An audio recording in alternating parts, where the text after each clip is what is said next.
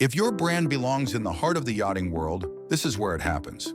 Yachting International Radio reaches over 1 million yachting professionals and enthusiasts every month, with 77 million impressions, 220,000 social followers, and 74,000 podcast subscribers. Our hosts are insiders, crew, captains, CEOs, trusted voices shaping the industry. This is targeted, high-impact advertising in a luxury niche. Visit yachtinginternationalradio.com/advertise. Your audience is already listening. Welcome to this episode of Superyacht Laundry podcast. Thank you for joining me today. I am with the gorgeous Gemma Hulbert. How are you today, darling? I'm good. I'm roasting, which is such a joy because it's not often in the UK, so I am so good. Yeah, I'm really good. We've had, compared to last summer, this is a good one. Standard. Obviously, the press are like, we're all doomed and we're going to die. So I delete all those apps off my phone. I don't need that negativity in my life at all. We're all gonna die. The land's gonna die. It's like, can't they just be happy? Like, we're not having to wear rain mats. We had to wear raincoats all last summer, but this summer we don't have to take it out so much. So let's just embrace it. But no, we're not happy either. But it's fun. So you've moved over to the UK. You've got a fixed abode now as well. Yeah. Settling in nicely. Love it. Yeah. We live in the countryside. And out my bedroom window, I can see the leek fields, and it's beautiful. Since moving here, I've actually felt my nervous system completely reset. I just feel in my body, I'm like, for the first time in well over a decade. So very, very grateful. Well, when we first got to know each other, you were in a flat in Leamington. Yeah. Leamington. And your stuff didn't really fit in it, did it? To be honest with you. That's stressful in itself. Yeah, it was just a bit of a bigger crew cabin, essentially. My kitchen living room was also my office, was also our dining room. It was tiny. It served a purpose for the time. But yeah, no, I was struggling mentally at that time. And so whenever I think back to that apartment, I'm like, oh God, Well, you're obviously the generation born out of lockdown and kind of, the entrepreneur born in that kind of boiling point moment. And obviously, we'll talk about the stress of your office, your dining room and your kitchen all kind of being in one room. But we're getting ahead of ourselves. Yeah. Obviously, all of our regular listeners will know that we have to start at the beginning. Yeah. So if we go back to the mists of time, what was Gemma doing before she even decided to get on a super yacht? Oh boy. I joined yachting at 18, so I was young. I was young. On the young side for sure. I was at the Art Institute of Vancouver, so I grew up in Vancouver, Canada. And I was studying event management and hospitality. At the time I was already, it's wild because looking back now, I'm married. I would never, ever trust a 16-year-old to be my day of coordinator for my wedding, but that was my life. So I started doing large events, day of coordinating for weddings when I was 16. So I guess I would have been grade 11 and then grade 12. Continued that, finished high school a year early, not because I'm off the charts intelligent, simply because I grew up in the UK, then moved over and we start school a year earlier. So I was already kind of a year ahead, which was awesome. So I did my year of university, I guess, at the Art Institute, which I loved, and then started realizing I can't afford to pay my student loans. I can't afford to move out, but I really need to move out. I think you do get to that point in life where your parents and you just do need that separation. And that was the best thing for my relationship with them anyways, was moving away, because now we are really close. But I was like, I do not know what on earth I'm going to do. This is very overwhelming. And one of the girls in my class, she had just done 7 years at sea, and she was in the class because she wanted to go into more large scale events in the winery industry in the Okanagan in Canada. And she was like, why don't you join a boat? And I mean, 18-year-old me was like, yeah, great. So that day, literally, I hadn't even Googled anything to do with this. What? No, nothing. I went home. She had just shared a couple stories over the year in class. And then that day when she said to me, you should just do it, I went home to my mom and dad and was like, I think I'm going to do this boat thing. Word for word what I said. I didn't even know the terminology at the time. The boat thing. The boat thing. And I mean, I was a late bloomer, so I'd just gotten my first boyfriend, but like it was absolutely going nowhere. And I did not know what to do of like how to get out of that. I was like, oh no. I was very much raised that you date once and then you get married. So I was in this conundrum of, wow, that's dangerous. Like if that was the case, like thinking back who I'd ended up with, that would not work. Not work. No, I would, like, no offense to this person, but hate my life. So anyways, I was like, this is perfect. I can just move. And I wrote my final exam. It was an intense year too. We did 20 courses in 1 year. So you had 4 semesters in your year. So it was really intense. Wrote my final exam. My best friend who I met on the course, she decided to do it with me. And we flew to Florida to our SCCW 2 days after. So we didn't even walk across the stage and get our diploma. That got posted to me.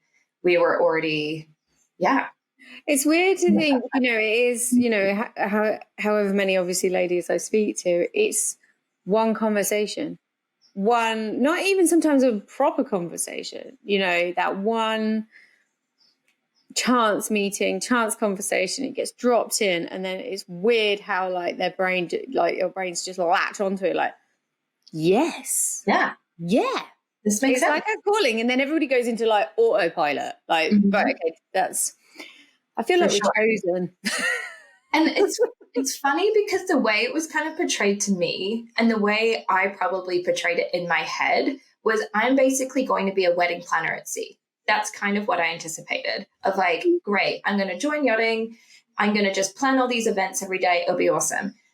Never in my wildest dreams did I imagine like the stuff, literal stuff I would have to start cleaning up. And, it's just, I think when you're that young, you hear what you want to hear. What I wanted to hear was I get to be a wedding planner on a super yacht, travel the world, pay off my debt, and leave Vancouver. So, I mean, yes, in a way that happened, but also I had no idea. And I wish that I had the foresight to be a lot more prepared. But also this was pre-Instagram. This was 2011. It was a long time ago now. So a lot of the Facebook groups didn't exist. There wasn't a lot of information online. So it was all word of mouth, which I feel ages me a little.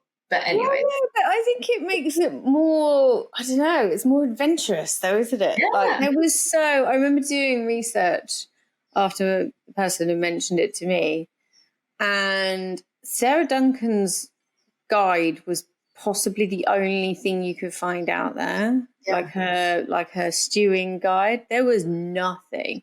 There was a few little bits. The crew grapevine had opened in Antibes, so they had a bit on their website and basically said, come here and we'll look after you. I'm like, yes. Obviously there's more information about the SCCW, but it was kind of all very vague. Yeah. So either we're all really irresponsible young people. Yeah. It was like there was no information. We were like, yeah, sounds all right. We'll go. And then I went to Florida and my crew house was basically a frat house. So I had this university experience that I never had because I was living at home the whole time I was at school. And all of a sudden I'm in this house with 18 people, and the girls' room, there was only 5 of us. So there was just dudes running around everywhere. At one point I woke up and there was like this, they brought their scooter, like the moped, like into our room just for fun and like 2 a.m. And at one point I did think like, what in the hell am I doing? This is just so not who I am as an individual. But I just rode the wave of like, well, okay. I might be the only one waking up at 8 a.m. every day for, interviews, but at least I'll try. I don't know. I just, had no clue. It's an adventure. It's the start of the adventure. So how long did it take you to get on board? 4 weeks. 4 weeks. Mm-hmm. What did you get on? Big, small? Oh gosh. It was a 45 meter. So nice size crew. Yeah. But then I joined, they interviewed me, not on board. I think, I can't quite remember where I met them. But anyways, I did a couple interviews and then got on board and realized there's no walls. The whole vessel had been gutted. It was in the middle of this shipyard where they were building the interior, but they're like, so this will be the main salon. And all it was like a hull with like decks. So I knew like, oh, okay, there's going to be like 3 stories of interior space, but like it was mad. And this was, oh my gosh, 2 months before Christmas. And the boss wanted to do a Christmas trip. Like what? So then like 3 weeks before Christmas, they had to charter out this small kind of 110-foot vessel that hadn't been touched in 3 years. So we found like mouse droppings on board. There were definitely mice in the overheads. No one had touched the dishwasher. So like opening the dishwasher. And then we did the guest trip. We had an all crew meeting after the trip. Keeping in mind, I was so grossly seasick. And that was when I realized this is going to be a really tough ride for me because I never got over that. And the captain fired me in front of the whole crew. And he's like, we've just come to realize that we probably don't have enough work for you. I mean, the boat's not really quite finished yet. And I was like, well, I mean, there's no walls, but you kind of knew this when you hired me. And that was my first boat. Wow. Yeah. Wow. It made me feel better because I got fired from my first boat. So that makes me feel loads better. Yeah. It wasn't awesome. I did not do that well. If you've got no walls, they're kind of getting a bit ahead of themselves anyway. You know, there's not really much for an interior person to do during that time. No. So it didn't put you off? No, which shocking. It didn't. And instead, I just thought I need to be on something probably a little bit bigger because that 110 foot was our washing machine and dryer was in the engine room. And I just thought to myself, if I'm going to learn how to do this, I just feel like I need to have a bit more of a structured team around me where I can learn more. Because at that point, I had never done an ironing before in my life. And suddenly I'm on this guest trip in the Bahamas thinking, I don't even know how to turn this thing on. You know, that's the level I was at when I started. So I then joined a 50 meter actually in Cuba. And back then you couldn't fly to Cuba from the US. So I had to get my parents to help me organize flying to the Bahamas so then I could get on a flight, blah, blah, blah. And then I joined a 50 meter from there. You were flying to Cuba. It's mad though, isn't it? Like you think about it, like if you know, obviously having a daughter now, my daughter's ringing me up and saying, I can't fly direct to Cuba, but I'm going to go this way. I'm like, but it's kind of the stuff that I would do. I can't wait to see Esme grow up and just see the adventure she goes on. I don't know. I would like to think that I'm going to be a supportive mum and I'll try and make her as savvy as possible. Yeah. One hopes. But, you know, you're young once to kind of make mistakes, unfortunately. Yeah. So you get onto a proper boat. You know, first impressions, you know, your first 6 months, like what kind of can you remember from that time? I mean, I don't think I started off great. I fainted in the crew meeting on my very first day. So that wasn't awesome. I think I was just so anxious and overwhelmed. I just head planted straight onto the crew mess table. And this is not how you start. I'm sorry to laugh, but like, look, it's one of those moments where you hear a story, you can actually picture yourself sat at the table. Yeah, suddenly my mouth got all dry and my tongue swelled, and I just looked around and I was like, and I couldn't get words out, and then boom, hit head on the table. But obviously it wasn't that bad because that captain is now one of my clients. So that's all right. I left a lasting impression, I suppose. But yes, no, I was on there. I only ended up doing 3 months on there. I actually found the boat was based in Mexico. I started it was only 2 days a week that the crew would go out because we were an hour away from Cancun in the marina, but 2 nights a week we would go out. And to be honest, I just partied quite a bit. And I've never been that type of person. Like whenever we go out, you always have to not push me, but it's very rare that I drink. It's not, innately who I am.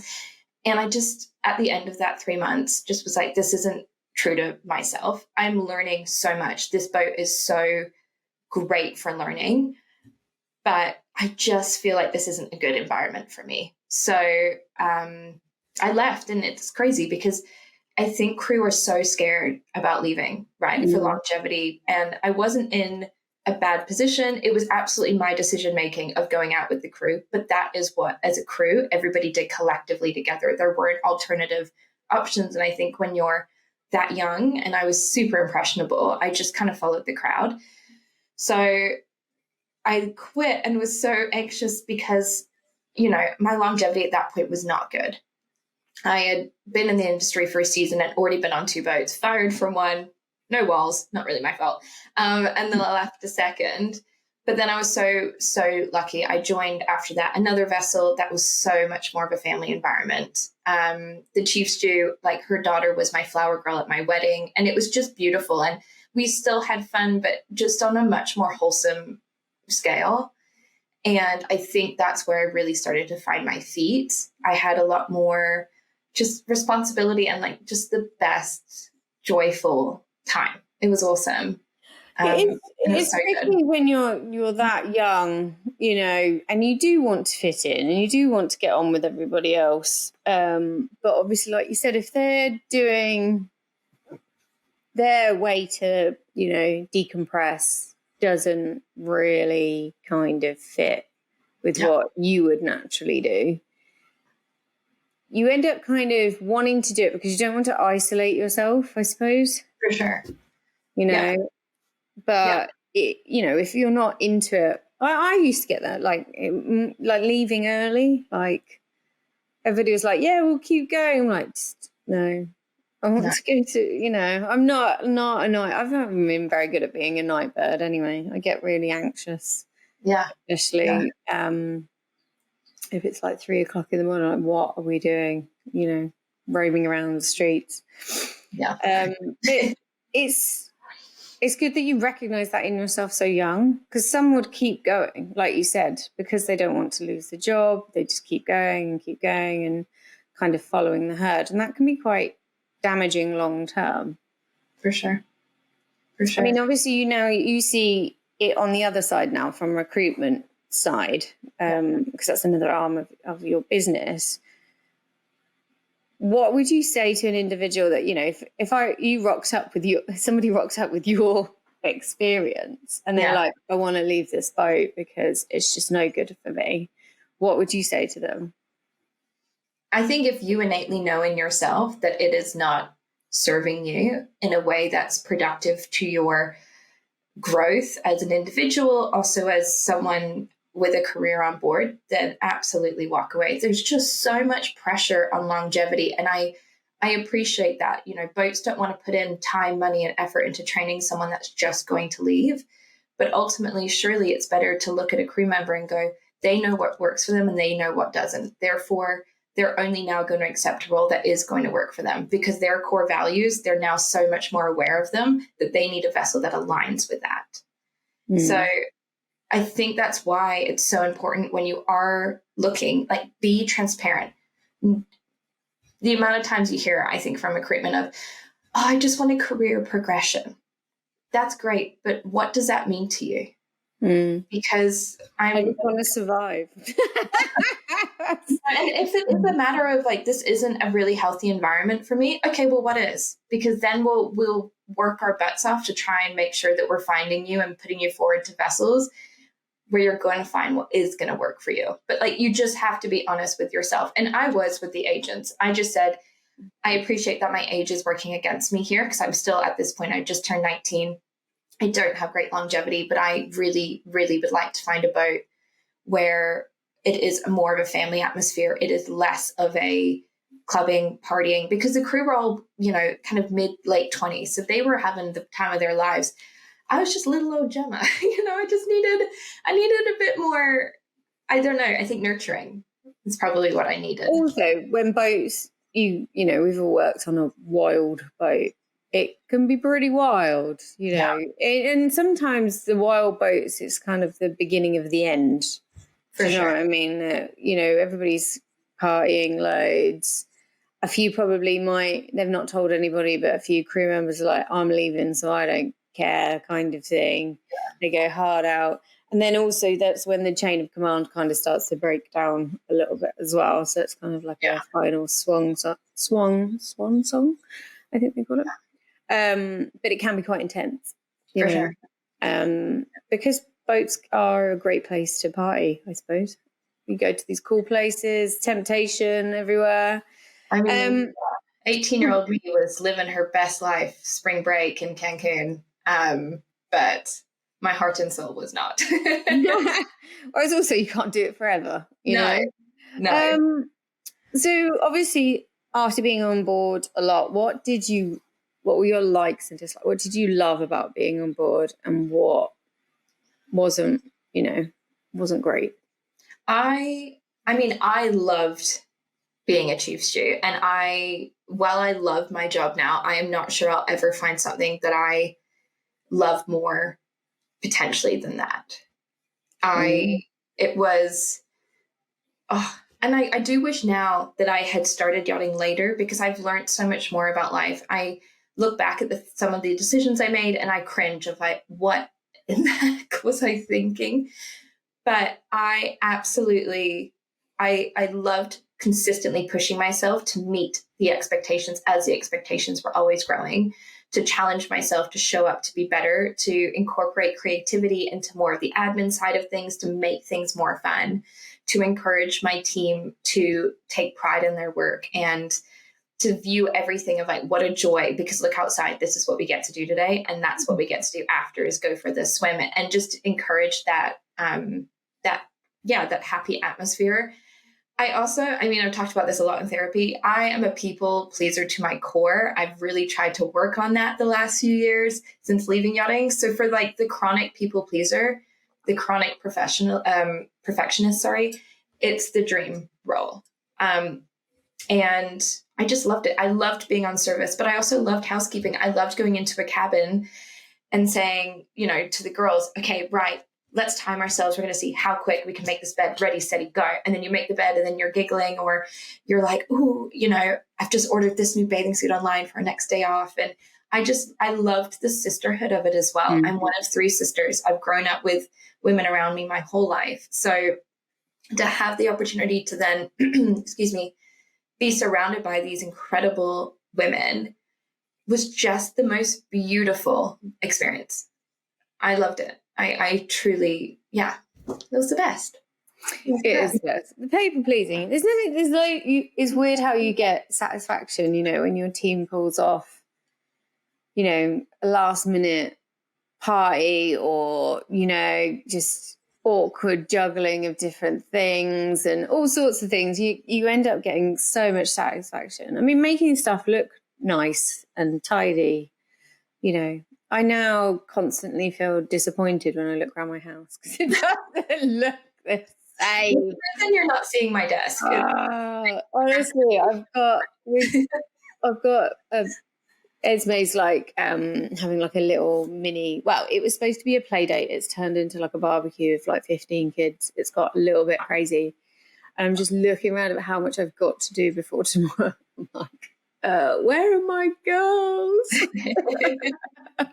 I need my team of 3 to just walk in right now. Keeping in service immediately. You know, I need somebody to do the drinks, and I've got to sort the food out, and oh my God, I need a chef. It's the peak of hospitality, but it's the fun. Like you said, it's nice for you to say the fun, because you can have such a laugh doing it. And the banter, I do think, you know, one of the parts of being on your favorite boat is when, you know, the crew is fairly stable, and then when it's all fairly stable and everyone kind of knows each other, the banter just goes, it's just so funny. You're working the hardest that you've ever probably worked, but you don't care because you're just having a laugh, stitching each other up. Do you know what I mean? For sure. I totally agree. That's where the real bond comes from, you know, those seasons where it all just worked. Yeah. And you had that nice balance of, you know, laughter, work, and getting to see stuff, and, you know. Totally. I actually listened to a podcast by Lori, who spoke at one of your events in Antibes, and it's either 60 or 40, I can't remember, but the study was saying that in adults, you have to spend 60 hours with an individual to build a foundation for a friendship, which is why I think as adults, it's quite challenging, because who has 60 hours to dedicate to getting to know someone to then determine if they want to be close friends?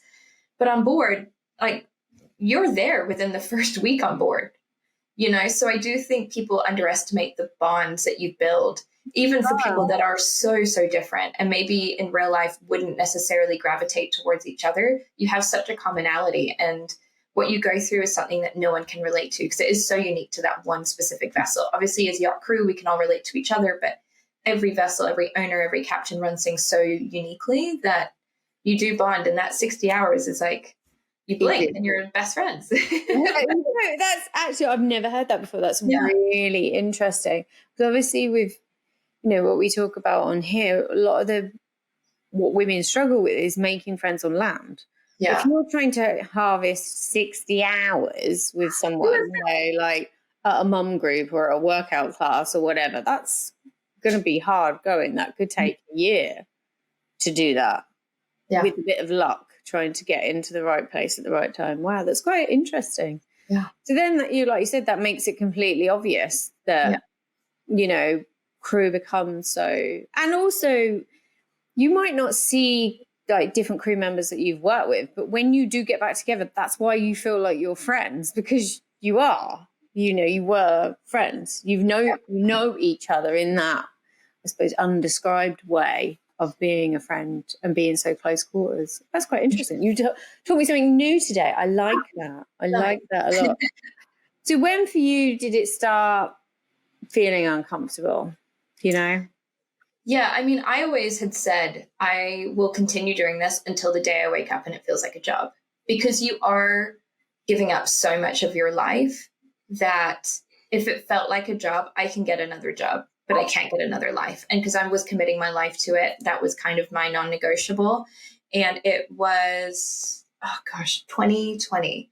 And it's such a shame, because that was the best boat I ever worked on. I had by far the most loving, caring, wonderful group of women on board with me. They were just phenomenal. The crew itself was amazing.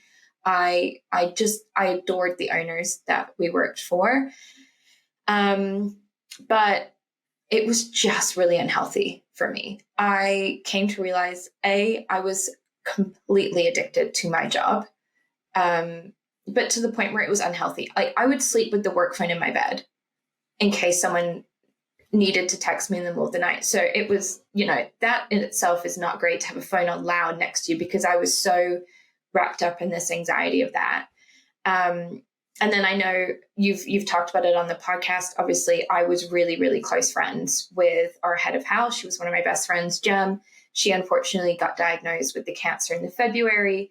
Lockdown kind of happened in the March. In the April, we had guests moved on board during COVID. They basically locked down on board with us. So I was able to get some leave to take her to start some of her treatment, and then came back on board. And unfortunately, like so many other vessels, the crew numbers were just being shrunk. So we went from a team of 8 to a team of 3. Jem had to leave the vessel because the boat was then starting to move, and we obviously couldn't go to sea with her, because just with everything going on medically.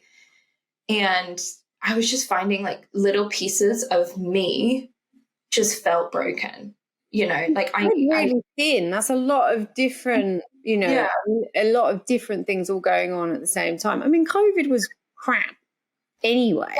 Yeah. Do you know what I mean? Then to add trying to work remotely and all of those different things. And also there was a lot of, you know, getting locked out of your country if you didn't go back.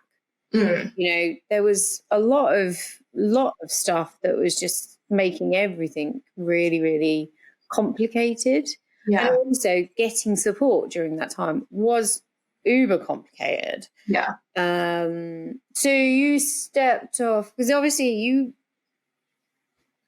did you come to the UK then, or were you? I did. So I ended up resigning in the July. My team actually very kind were like, what is it going to take for you to leave? Because we can see that you're struggling. And I was really close with these girls. They're still really, really good friends. And I just said, like, I'm not going to leave you guys. And so they both resigned that day. And then I resigned the next day. So, and it was unfortunate because I think to the owners, it looked terrible, but it was nothing to do with them. It was the fact that at the same time, my grandfather was also battling cancer, and him and I were incredibly close. So I had these two people that I know I needed to love on them that were in England. And I was waking up in the morning so drained. And I'd never felt that. Like, yachting gave me such a natural high every day. I was like running off of this energy and all this. I had none. I was so depleted. And I was also doing therapy. So I would like do therapy for an hour, like cry my eyes out, have a shower, and then go and serve the guest dinner. Not healthy, because we weren't allowed off the boat. Anyway, so 4 months of that. And then I resigned, flew to the UK, because Canada, you had to isolate. I think it was like 2 or 3 weeks, whereas in the UK, seafarers didn't. So we could still go and like self-isolate, but still be able to at least go for a walk and just get some fresh air and stuff. So yeah, decided at that point that England made the most sense. So with all of these things, like it's a whole storm of different things. Where did the academy come from? Where was there any the brain power to go on to do? Because at the same time, that was also in the mix. Yeah, for sure. So at that point in time, while I'm dealing with all that, I was also running the Yacht Stew, which I started in 2016. And I had the Yacht Stew podcast. So I was recording podcast episodes after guests went to bed from my cabin, like in the closet, because as you know, noise can be quite challenging on podcasts. So I was trying to do that. And I always knew I wanted to go into training. My dad was like, you need to start the Yacht Stew Academy. And I was like, that is such a gross name. It's so many words. It's so many letters. No one's going to want to. That's not the thing. My parents really wanted me to do it, obviously in Canada, so I was close to them. And I just kept saying, I just don't feel like that's the right place for it. And with kind of the Yacht Stew building, I was able to share a lot more of like the training we were doing on board, like whether it was an afternoon tea afternoon where I was teaching the team about tea service, the difference of cream tea, high tea, afternoon tea, all those different things, to mixology training, to housekeeping training, all these things I was just openly sharing about my day-to-day life on board, which is hilarious because now I'm quite a private person. But back on board, I was like, here's everything you need to know about my life served on a platter, down to like color socks I was wearing kind of thing. And when I left yachting, I left because I was so broken and so burnt out that I decided to just jump back in and immediately go straight into building a business, literally like 3 days after I left. And then a few months later, I seriously burnt out. Oh, because like enter stage left, we ended up talking to each other. So in this whole madness, because obviously, basically I tried to invite you to a lunch, and it was the start of my journey / also the start, I suppose, our relationship began to develop at that point. We'd spoken a few times because I, was starting Pearls and just... Obviously, again, coming out of lockdown, like loads of women were isolated, and it also highlighted, how hard, you come out of yachting, you're isolated anyway, but coming into a world where you can't socialize with anybody, it makes it like everything was amplified. And I just remember speaking, considering how much was going on in your life at the time, I just always remember how kind of like, positive you were.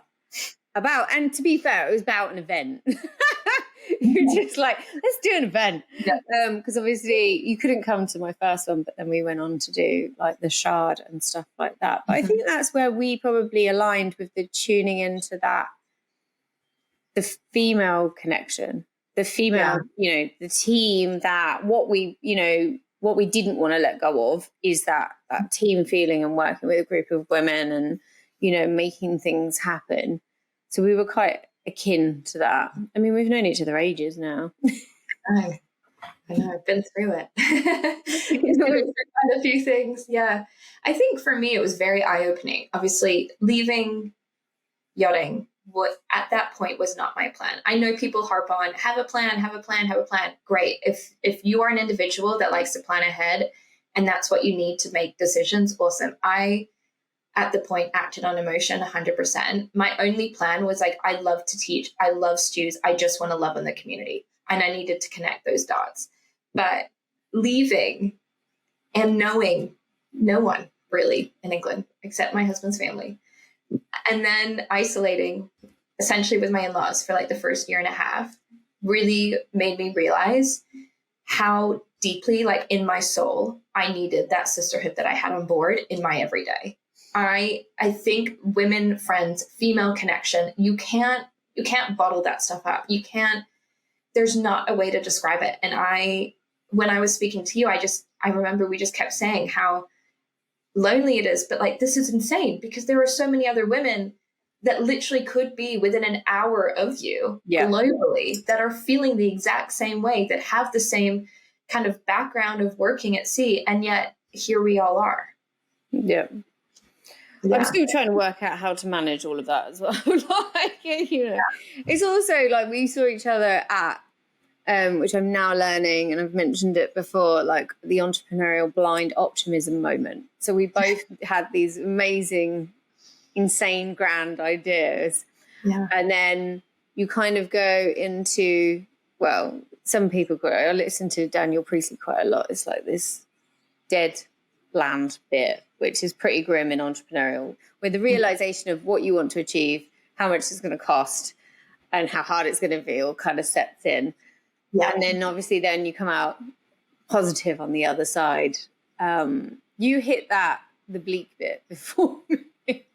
You know, having a business, because we are positive people. Sure, we can do it. We'll just do this, we'll do that, and we'll do that. And, you know, you've said yourself, you had issues with burnout. Does running your own business help burnout or prevent burnout?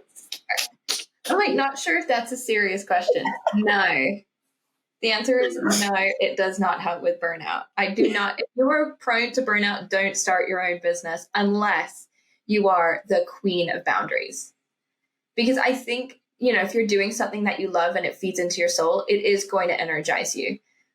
But there's only so much that you can push yourself. I mean, it took, from starting the business, it took 3 years before I allowed myself weekends off. So I worked every day of the week for 3 years. Yeah, don't recommend. It's what it, like I said, you know, I've said it many times, we are insanely positive yes people, like, yeah, sure, give it a crack. You know, but entrepreneurialism is an interesting experience. It's not for the faint-hearted.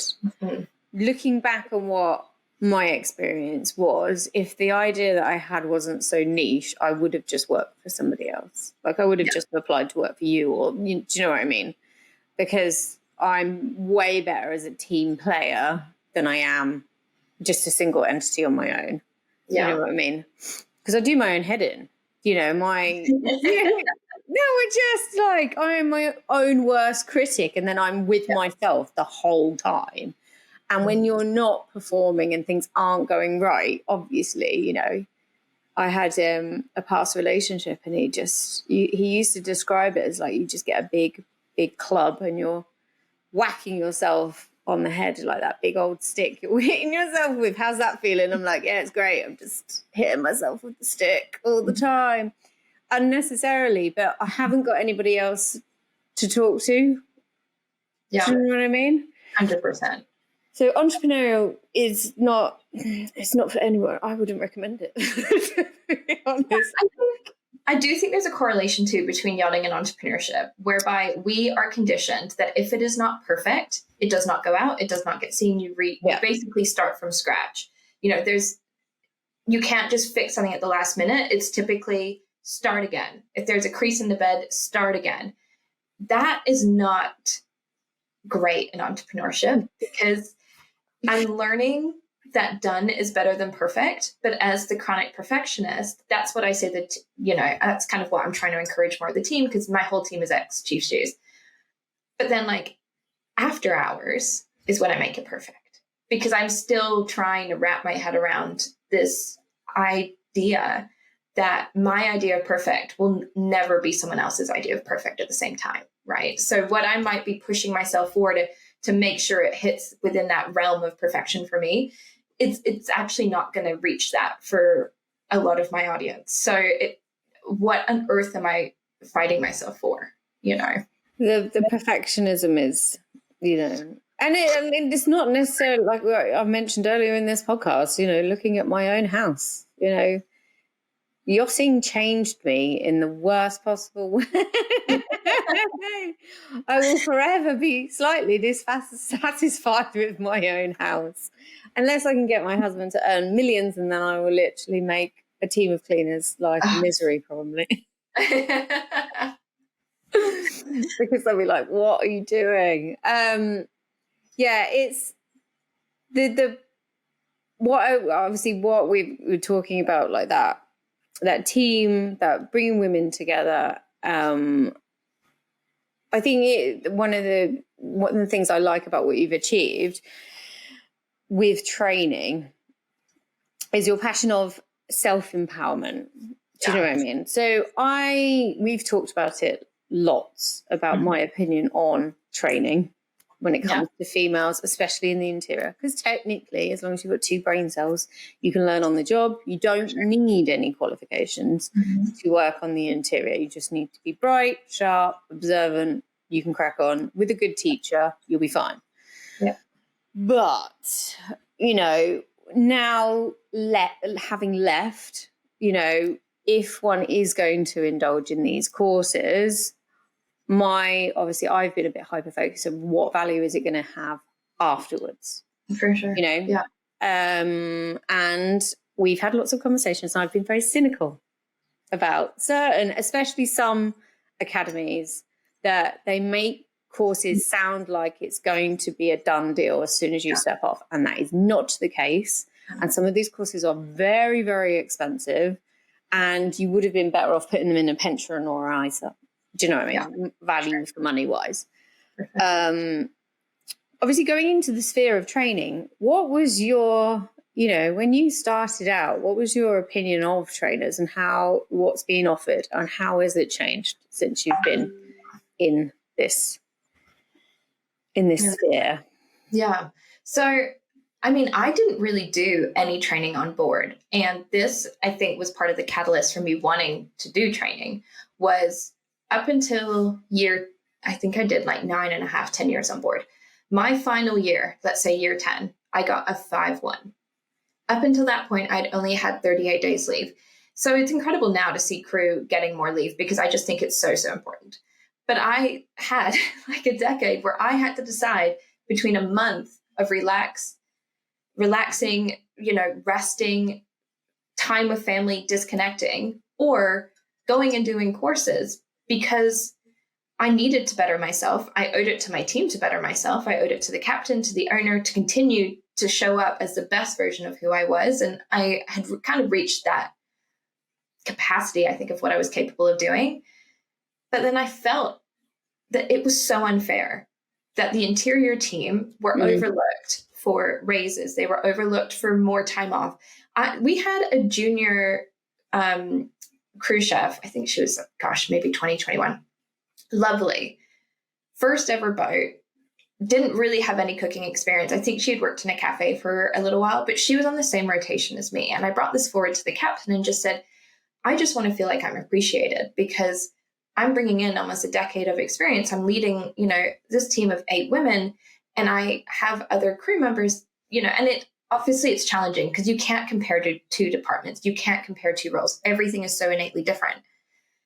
But why was I the only HOD that didn't have time for time? I, at that point, asked for 3-1. I was like, I would just like a 3-1. I don't feel like that's a lot to ask for. And I was denied. And a lot of the stews that I was speaking to at the time, a lot of the chief stews I was speaking to in kind of WhatsApp groups or on the Yacht Stew kind of platform in my messages, they were having the same issue. And a lot of them were being told, yes, but this individual has had to spend X amount on courses to get to where they are. But these stews were never given the option to take courses. They were never given a training budget. So you were having deckies being hired and, hey, this is your budget every year. Awesome. Go train, learn, grow. But the interior, we were not given anything. And yet what blows my mind is as a team, the interior, and more specifically, really, depending on the size of vessel, but the chief stew, has more one-to-one FaceTime with the owner, with the principal, than any other crew member. Because we are with them all the time. And yet they are not, the hyperfixation is not on how the interior can continue to up-level their skills. It's on how do we almost keep the interior down here a little bit. That's how it felt to me. I think that, pointing that out is actually really interesting, because I think that shows how the yachting industry functions within it's structured like an industry that doesn't have guests. Yes. You understand what I mean? So it's structured, it's regulations, it's all hyper-focused on making sure the boat doesn't sink, all of that regulation, everything else, hyper-focused. But the actual job itself is hyper-guest focused. It's all about the guests. It's all about what the guests want. So you're getting everybody, and I'm not trying to say that we don't need them to be trained and all of that kind of stuff, not at all. But it doesn't make any sense in some respects to not train your interior when that is where you need to be technically the strongest, because, there's a few boats that go to Antarctica, but do you know what I mean? The cruising isn't as intense as what it would be on an oil tanker, but a lot of the regulations and everything comes from those kind of industries. It doesn't reflect our industry truly, how it's structured. I just find it really, and also, like you said, is it keeping us down, or is it not really valuing what the interior do? Or you just, because you don't need, and this goes back to when I started, because you don't need technically any qualifications to be really, really good at your job, because you can learn on the job, is that what's making everybody trip up? Because you don't. So therefore, because you can, as long as you're a capable woman, you can do all of that with nobody teaching you anything. You've got to go out and be hungry and actually train yourself and develop yourself with no assistance. Yeah. They're just like, oh, well, it must be easy. It must be easy because you've just done it with nobody helping you. It doesn't actually mean it is easy. No. And my goal is never to discredit any other department. No. My ultimate goal is I would like for captains, for management companies to view every department as an equal importance on board. That's my ultimate goal. I don't want to throw around this flag of interior first and we should be the main priority. I would just like for it to be fair. I'm a very black and white person, and fairness is the one thing that really pushes my buttons. I don't like gray area. So it's either we look at every department as a whole and we look at the dynamic. And then you consistently, you hear this rhetoric of, well, the chief stew was a bully. Okay, well, who taught her?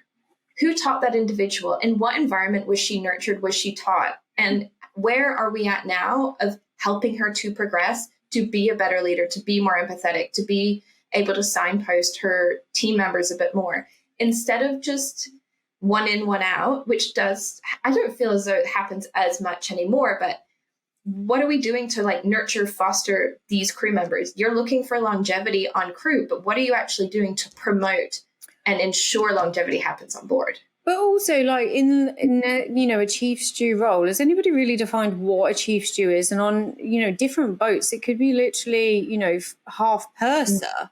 Do you know what I mean? Nobody really, it's kind of loosely defined. And don't get me wrong, there are loads of women that are fantastic chief stews. But if you've got a boat where it's not very clearly defined. They might be really good at the admin side of things, but absolutely terrible at man management. Mm-hmm. You know, it doesn't fit everybody. And one of the main things that's come up recently is, you know, the Pandora's box of mental health. You know, pursers and chief stews are probably, you know, the go-tos for a lot of this stuff. They haven't got any training. They have no training. They have no training to decompress. They don't have any formal structure on any of these things. And it's like when there's emergencies, you know, when we've had a few like boating accidents and stuff like that, it's loosely built in that the chief stew is responsible for this when we have to muster and all of those kind of things. I think they're missing a massive opportunity. You could upskill those roles massively, but then also because if you put in a bit more structure with these roles, you'll get the right people applying for them because they know what's expected. So therefore, if you're an individual and you're like, I want to progress, but I know that I probably wouldn't be the best suited, rather than that's my only option, I'm going to just do it. Yeah. And then it turns into a disaster. And then the woman, you know, we've all worked for chief stews that have struggled in that position. I've actually worked with girls that have chosen to be seconds. They're fantastic seconds, but they just don't perform well as a chief. But that takes a lot of realization, and you might have that painful experience when it could have been avoided if there was a bit more guidance and a bit more structure to what is supposed to be being achieved at what level. 100%. And this is a key part of what we do collectively as a team is before these students sign up for a senior course, we have to have a call with them. And it often happens whereby the course that they're signing up is not going to serve them. It might sound, you know, like a fun, this is what I want. But after chatting with them, their career goals do not align. Or maybe they're looking to leave within the next season and they're just hoping to kind of pass the time. And that's absolutely fine. But if your long-term goal is to go into X industry, maybe we can help connect you with an individual that can actually help you get there. I just think sometimes it's difficult with training, right? You want to encourage people to better themselves, to show up as the best version of themselves, to consistently learn so they can build into their team. But equally, it isn't one size fits all, especially with interior. Because as you said, every chief stew role is going to be different. The demands of you are going to be different. So I don't think every chief stew needs to take one specific course. I think it depends. What experience are you bringing into the role, right? What are you taking out of it? And for me, a huge, huge, huge part of the academy is the fact that it's online, because I'm just still so mad that so many stews have to determine between that month off or learning and bettering themselves. So that's where the online portion came in. And it's great. I do miss the in-person. So we are doing more in-person just to offer. In-person is always more fun. Like it is, but that is obviously where the cost comes in.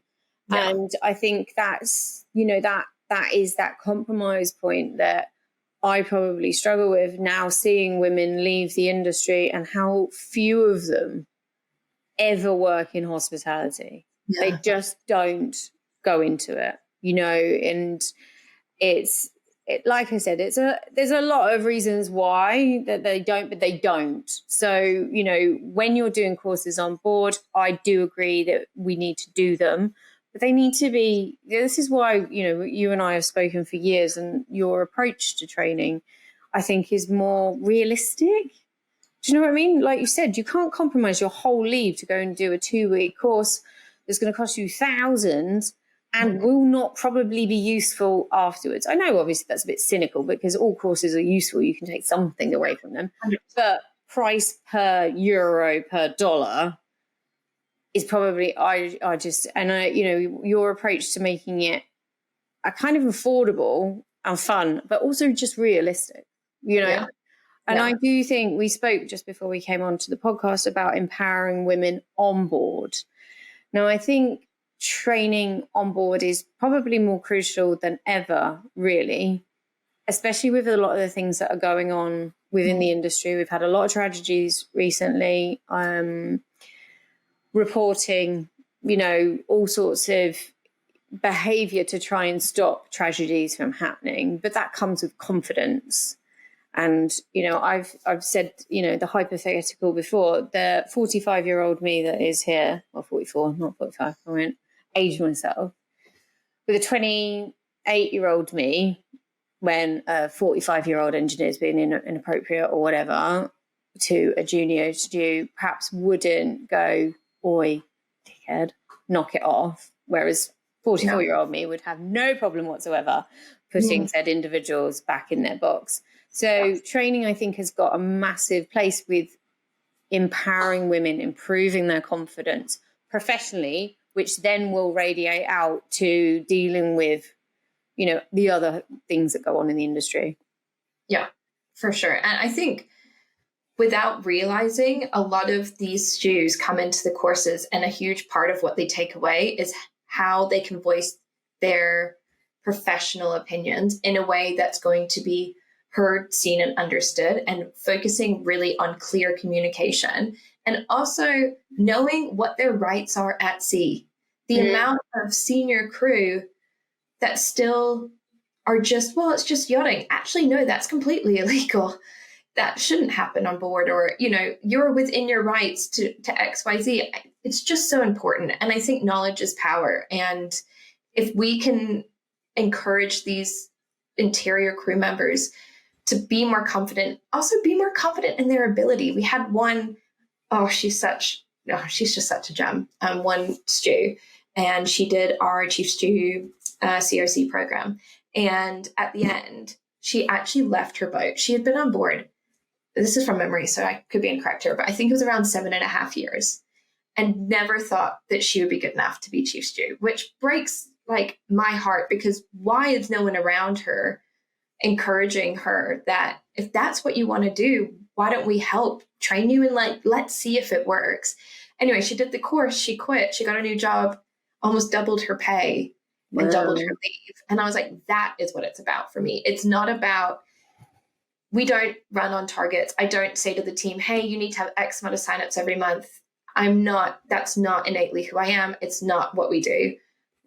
We focus on, well, who can we help this month?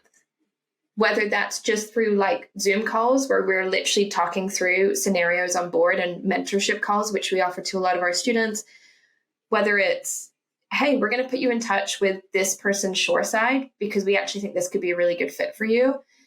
That's, for me, at the core of what the Academy is about. It's about that lifelong learning and empowerment and confidence building within the interior. And just letting them see how epic they are. I mean, like, these are badass men and women. We have men and women students, and like, they're amazing. They handle stress. Their transferable skills are incredible. And I do think it's a shame. The industry, I believe, is losing a lot of talent because interior team members leave, and no one's seeking them out for shoreside opportunities. Well, it's all on the change, I'd like to think. You know, you look at what's changed since we've known each other. Yeah. You know, there was only very few talking about some of the stuff that we talk about, and now there's loads. Absolutely masses. What do you, to kind of finish up on, what do you see in the future for all of this stuff? What are you predicting? For me individually, as a company, or as an industry? Everything. Oh boy, this is another podcast, my friend. I think for me, I am definitely living my like cottage core grandma, yeehaw meemaw is what I call it, like the country grandma life. So in the last few years, I've definitely taken a step back. I used to travel like 5 months a year to every show. I don't do that now. I try and be very, very intentional. And I spend at least half of my day every day just connecting with crew. And I love that. And I'm so grateful that I have a team that can help kind of facilitate more coursework. So I'm able to just spend more time just connecting and hopefully just providing a safe space for people to, you know, share where they're at. And I can maybe help them, I guess, career plan a bit more. So that I want to keep focusing on. We're doing a lot more in person the end of this year, which I'm so, so excited about. Just, yeah, I think I come alive in a classroom setting. As a business, I just want to keep loving on the interior. I just want to keep giving them a voice and empowering them and providing them with the tools to be the best that they can be. And that's always been the goal. I think that will always remain the goal. And then as an industry, I just want the interior to be looked at with respect and understanding. And I would love to see them being appreciated more. You know, I just, yeah, it hurts. It hurts my heart truly to see the industry losing these incredible stews because they just don't feel appreciated, or they're overworked and no one's listening to them. And that sucks. It does suck. I mean, you're talking about rotation and stuff like that. Interior is kind of the last to get it. Mm-hmm. You know, it didn't, like the same as you when I was in it, didn't exist. Interior one. You know, and I think the whole industry is kind of realizing you can't, you know, you're not going to keep anybody by working them on those contracts, although those contracts still exist.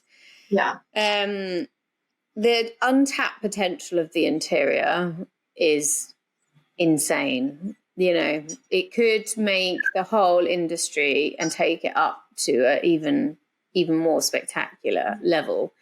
Like you said, if they just got backed. You know, so, you know, it wouldn't be 6-star service, it would be 7, 8, you know, and we would have that insane. We do have a, you know, obviously Yacht Crew have a great, for those that know, they know what we're capable of. But I would like to, same as you know, let's start tapping into this potential and being really honest about what is expected during and after, I suppose. Okay. 3 bits of advice. If somebody is just learning how to iron right now in the laundry. Oh my gosh. She's listening to what you're saying. What's your 3 bits of advice to her right now? Learn how to iron a fitted sheet properly.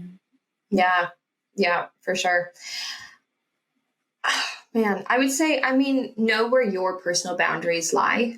And if that means walking away from a vessel, that means walking away. I wish that more crew felt empowered to walk away from something that wasn't serving them. It feels like the end of the world, but I promise you it's not. There's so many boats out there that would welcome you on board.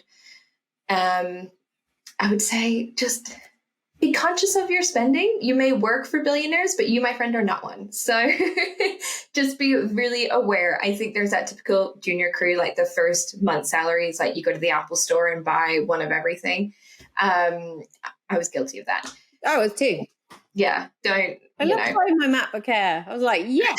I was like, iPhone, MacBook Air, straight back to the boat with my, because back in the day, obviously internet on board was rubbish. So you had a hard drive with loads of pirated videos. I still have them in my desk. It was like all the movies we got from all the crew. So I'm like, I don't know why. Series, all that kind of stuff. Yeah. And then finally, something that brought me so much joy in my last few years, and I wish I'd started at the beginning, was having my own hobbies for myself. No one else, just for me, because you give so much, you do tend to kind of innately fit into a bit of a mold of what the boat is looking for. You just kind of fit into what is expected of you, but like find something that you love. I worked with a decky who was an amazing artist. Like this guy was so good. And on his time off or whatever, he would just sit outside and like draw for an hour and would come back in a different person because he just had that hour to himself. So whether it's reading, whether it's mixing music, we have people on board who had like little desk. I don't know what these things are, but like you press buttons and music happens. It's cool. But like whatever is you, do not lose sight of who you are as an individual, because that is not all you have after yachting, but like that's what you'll come back to, is the core of who you are. And I think a lot of people lose sight. I lost sight for years. I didn't know who Gemma was separate from Gemma the Yacht Stew. That was a really hard transition for me. And I just wish I'd kind of remembered like, I'm like, that grandma that watches Gilmore Girls for like the 15,000th time and bakes pies at the weekend and gardens. Like, that's who I am. You are a grandma. You sent me pictures of hydrangeas. Like, it's just ridiculous. I actually got some dahlias this weekend. I need to send you photos. They're beautiful. I do like the dahlia. They are beautiful. September flowers. They're coming the end of summer. They do come in some great colours. There you go. That's how boring we both are. It's like my roses have done really well this year. Last year they got munched to death, and I've got great roses this year. Yeah, a bit of a lazy love. Just keeping track of who you are, what your boundaries are, and just give yourself some grace. Okay. Perfection is not realism. Yeah, try to remember that. Any like crazy story that's to finish on? Oh, man, I know you asked this at the end of your podcast. Yeah, I'm like, you're out of the day by now. I feel like I like manifested boring programs, so like my cortisol level would just chill after a lot of stress. I mean, on one of my first boats, we had this one guest, friend of the owner, who like only liked to bathe in Evian water, but then it was like room temperature because she didn't want it heated up. And I was just like, this is so strange. We would like hundreds of bottles. You can't even imagine how many bottles of Evian water. A lot. To fill a bath of like lukewarm room temperature water, and would then cover herself in baby oil, and then you were just like a slip and slide when you went to clean. And I was like, this is weird. Why have I just spent an hour emptying all these Evian bottles to put it in this marble bath to come in, and now it's like a skating rink of. And I was like, this is odd, but this is okay. Sure. That's kind of a bit weird because, like, when like I think kind of like, you know, it's getting like Cleopatra kind of vibes because they used to put some kind of, I think it's like a milky type stuff into their baths, but not baby oil. That's kind of pee-doo vibes, you know, like just why? Oh, gross! I hadn't thought about that. No, that definitely was not what was looking on board. Negative. How many liters? Like, because they only come in like 1.5, the biggest Evian bottles. Like you just, I mean, I couldn't tell you how much we put in, but it was wild. And it's just something that stuck with me of like, that's not normal. And I think, you know, if I ever have anyone in my life that becomes super rich and famous and they start doing that, that's when you have to pull them in and go, friend. What are you doing with your life? Budget for the water and I'll go do something useful with it. Actually, but no, I don't know that we've done anything too hectic. I always worked on like family programs, mainly. I mean, I worked on one charter boat. That was something. But outside of that, I loved the family private. I think it's just easier. You found your fit. Yeah. Although the charter tips would have been nice, but say la vie. You could always earn a bit more money. Always. Thank you very much. Thank you. It's obviously it's always a pleasure talking to you, but I'm trying to get you on the podcast for ages.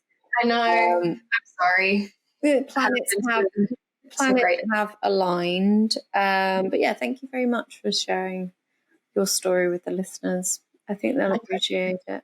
And like you said, it's an interesting topic, training, because we obviously lots of positives about it, but improving the female experience on board, I think it has to be a kind of combination of a lot of different things. And empowering women on board, again, I think it would help if the interior got more formal qualifications. You know, I think it would absolutely help because it is more of a level playing field.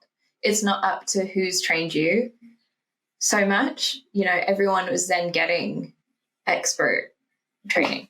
Yeah. So I've very much enjoyed our conversation. Thank you very much for coming on. My pleasure. Thanks for having me. Dear listeners, if you have enjoyed this podcast, we've got loads of others. Please check them out. Please check out Gemma's training academy as well. Like I said, I've spoken to lots of individuals and she's one of the good ones. Her approach, I think, is most of the time pioneering because you're not afraid to pivot. My favourite word. True. Just call me Ross. Yeah. If you've enjoyed this episode, there's plenty more for you to enjoy. But until next time, take care of yourself and goodbye.